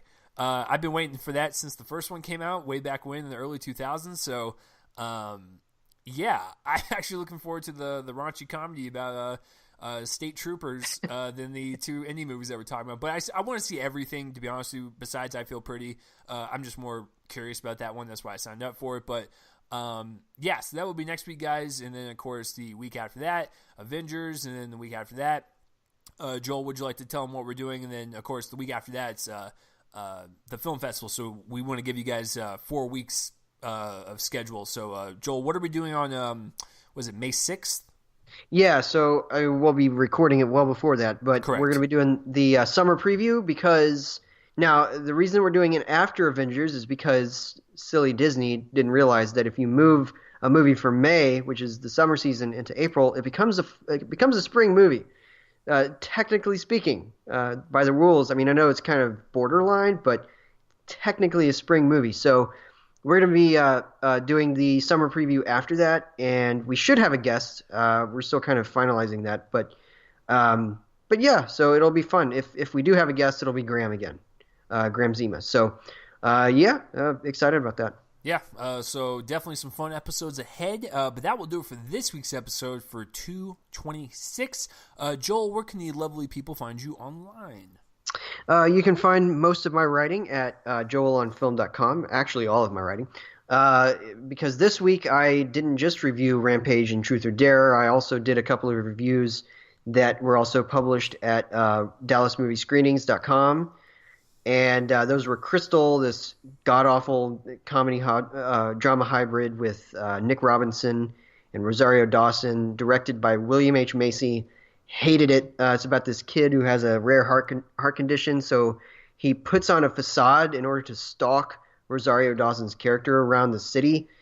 Ugh. And then a little tiny small movie called Where is Kira?, which is the movie that I mentioned, hinted at earlier. It's shot by Bradford Young, and it stars Michelle Pfeiffer as this woman whose mother dies, leaving her in debt. And then as she kind of falls for this nursing home worker played by Kiefer Sutherland, a figure shows up around the city wearing her mother's clothes and cashing her mother's checks. And so the mystery becomes, who is that person? And the conflict is kind of surrounds an impending eviction of the Pfeiffer character. So pretty good little movie. Good one to seek out. It's very small, very quiet, but well shot, well acted. And that one was ironically my favorite of the week. But I had those, and then I also had reissued reviews of Captain America: Winter Soldier and Guardians of the Galaxy. Both of which I like, and I got those reviews up at joelonfilm.com. You can also follow me on Twitter at RealJoelCopling and on Letterboxd at JCopling. So those are my places. Yep, and you want to follow me on Twitter, it's at RealChaseLee. Hit us up there with suggestions, or if you like the show, if you hate Joel, whatever. I accept all, hatred included. No, I'm just kidding. Please do not do that. But if you want to do it in a joking manner, I know how you guys' sense of humor is. Anyways, YouTube channel is where I post other reviews that I won't review on here, whether it be Truth or Dare or I Feel Pretty. That will all be up there, ready to go, and you can go check that out. And then, of course, for this podcast, please spread it around, whether you're listening on iTunes, iHeartRadio, SoundCloud, wherever. Please spread it around and let people know this is the Definitive Movie Podcast, because, hey, listen, guys, if you listen to this entire thing and you're not a movie fan, well, hopefully we convince you to be one. If you are new, hopefully you will return next week, along with our wonderful people that do listen to it already. I am Chase, that is Joel over there. All the links will be in the description below if you want to go follow us on wherever we just plugged, and we will see you guys next week for an indie weekend with You Are Never Really Here and Lean on Pete. Should be a lot of fun. Let's play the outro music. Joel, do you have any last goodbyes for our lovely audience? Farewell, lovely audience. Oh, well, thank you for that. So I guess Joel is not the scribe of the two. Okay, all right. So we will see you guys next week. Bye-bye. Bye.